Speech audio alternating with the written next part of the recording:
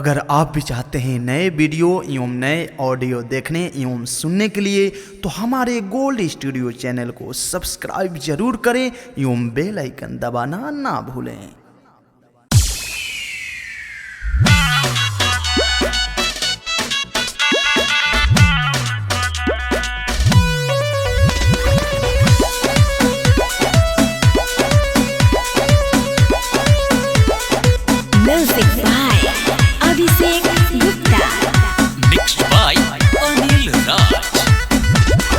देखो हमर चहल जवानी छोड़ा तावे पानी मिलल बा मौका आके आजू कला तू मन मानी।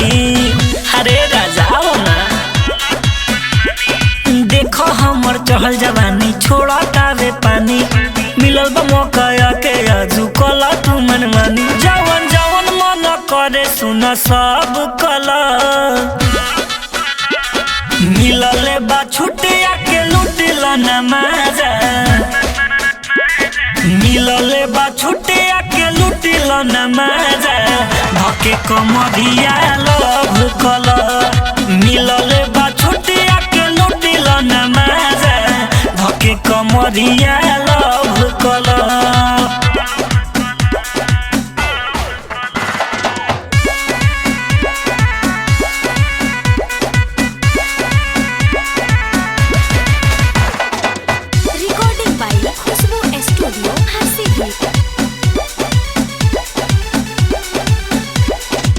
रस में रसाइल दुनु गागल बा मनवा हमार भइल पागल बा।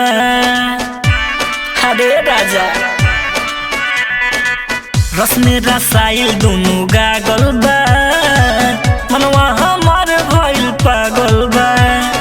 चाहे डोज भरपूर हमारा मनवा बा बौराई कर जनी देरी राजा आके खोल फाइल सुन जब जब मन करे तब कला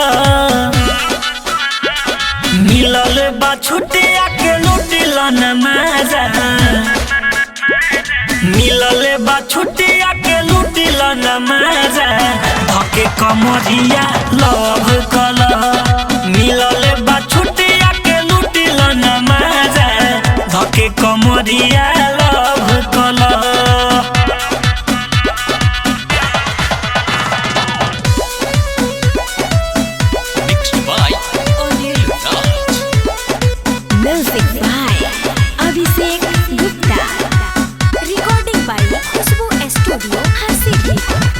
जहिया से लाइल बड़ो गवना हो नस्लो ना कबहू बिछावना हो।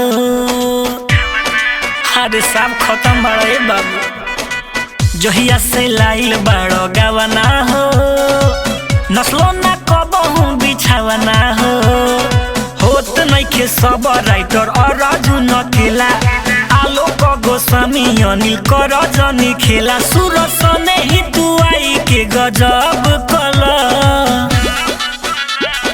मिलल बा छुट्टिया के लुटिल न मजा मिलल बा छुट्टिया के लुटिल न मजा धके कमरिया लव कला।